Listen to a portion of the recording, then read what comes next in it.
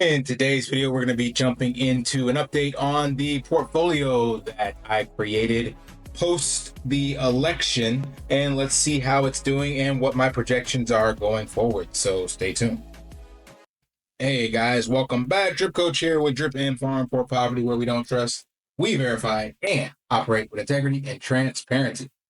In today's video, we are going to cover, like I said, the portfolios that I created, the two different strategies. One using the Raoul Pal don't fuck this up thesis, where about 80% of your risk assets or capital is in the blue chips, and for him that is BTC, ETH, and Solana. And if you're more risky, you can even throw SUI in there, but I would definitely put that in the 20% side. The 20% is your gambling side.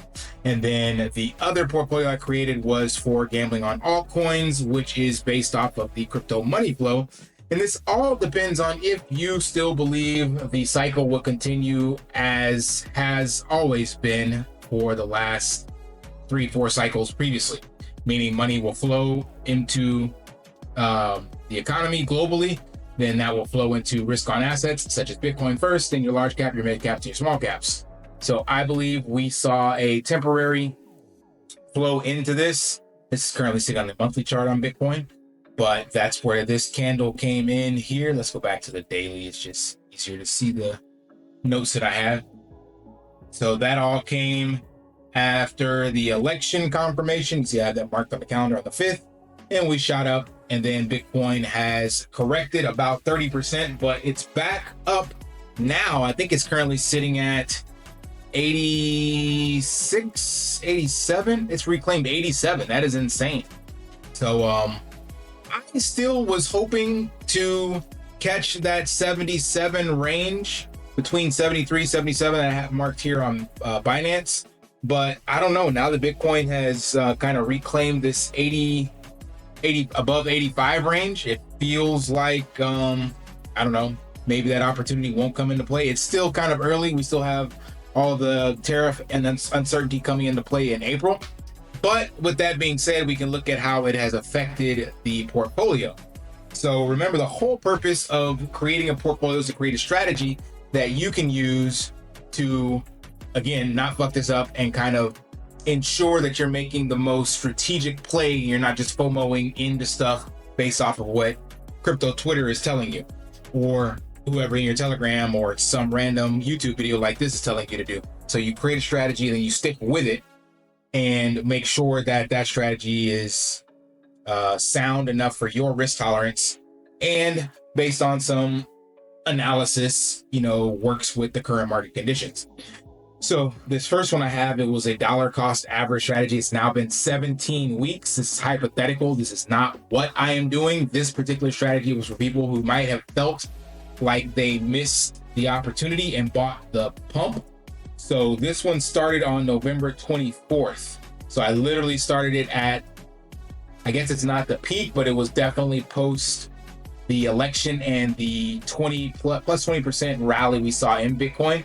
So it was meant for someone to say they got in late and see how it will perform for them.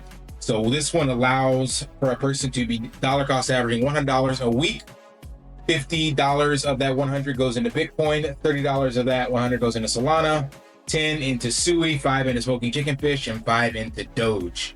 So this portfolio as of today is down 18.9%, whereas Bitcoin is only down 6%. So it's got basically 3x leverage or additional volatility compared to if you were only to be buying Bitcoin. So right now, if you only bought Bitcoin since, again, November 24th, you would be down 6.6%. But with this strategy, you're down 19. Yeah, 19%. Now, you do that because you're hoping that Solana or SUI or Doge or Smoking Chicken Fish will pump more than Bitcoin and you'll make that back.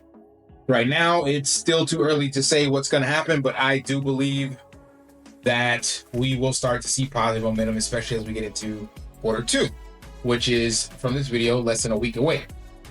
Next is the virtual bacon degen strategy. Now, this was not his specific altcoins that he picked, but it relied on me looking at previous alts from other cycles that had survived, like the FTX blow up and Silvergate, and have some fundamental value, and were on the major centralized exchanges like Binance and Coinbase. And it relied on kind of like their low token price, because I figured that would be where retail comes in and purchase things up. Now, I have made the statement that I do believe retail is not going to drive this narrative this cycle. I believe it's going to come off from TradFi, but retail will still jump in once we start seeing all-time highs again. That's where global adoption will take hold and more people become more and more crypto familiar. According to Brave, we are currently sitting at just under 1 billion active users in crypto. That comes from CoinWeb, security.org, and Newt Trading, and a couple other sources. So we'll assume that is correct. Definitely will hit 1 billion by the end of the year, and then that continues to scale rapidly for the foreseeable future until we reach that tipping point of at least 50% to 60% global adoption. Now, again, back with the altcoin strategy, this portfolio is down 21%, so it's almost on par with, again, my other portfolio. So that's why I'm actually thinking that that was a good opportunity to buy alts. I bought them back here. You see that kind of tick up, and that helped offset my portfolio because alts have been taking a beating, and they started to come back a little bit. Not all of them, of course. Let's see, go back to CoinMarketCap. I'm not going to look at all the alts, but an easy filter is to scroll through here so you can see it's not all red like it was before. So a lot of these alts have rebound from that purchase price that I made. So I think that was a good play, and we will see how it plays out. Again, that is based solely on me believing in this cycle and that this will still play out accordingly. So not all of those alts will pump, but I do believe that the bulk of the top 100, top 50 or so will see positive momentum and gains this cycle. But things do tend to trickle down regardless, and it just all depends on how much global adoption, Bitcoin adoption, nation states, TradFi, how much Bitcoin pumps from here, and how much of that will trickle into the alts this go around, like how they'll be affected compared to previous cycles. So all in all, I am still pretty satisfied with the portfolios, but we will see how it fares. So I'll continue the dollar cost average for the Raoul Pal don't fuck this up one, and then virtual bacon is all about just I have buy orders in on Binance to sell orders in on Binance to sell based off of values that I believe would be beneficial to offload some of these and roll into Bitcoin solely. All right, that's all I got for this video. Hope that provides some insights, some clarity, some updates. Let me know how your portfolios are doing, what kind of tokens you're holding. Are you still bullish, bearish? You know, all that jazz. Smash that HBO special. Help a brother out. Like, subscribe, comment down below. And until Bitcoin is booming. Are you cashing in or missing out? At Drip2 BTC, we're rewriting the rules of Bitcoin investing. Earn up to 30% ROI on your deposits. Unlock incredible Bitcoin discounts and transform credit into up to 3,000% APR growth. No hassle, just real results. Be your own Don't bank wait, the future is one crypto deposit away. earnings to real-world Invest smart today. They do not take custody of your assets and allow support on multiple blockchains and Web3 wallets. Sign up below using my referral link and you will get $50 back when you make your first $50 bill payment with crypto. Additionally, I will be using referral bonuses to airdrop, donate, or burn based on community feedback. Sign up now.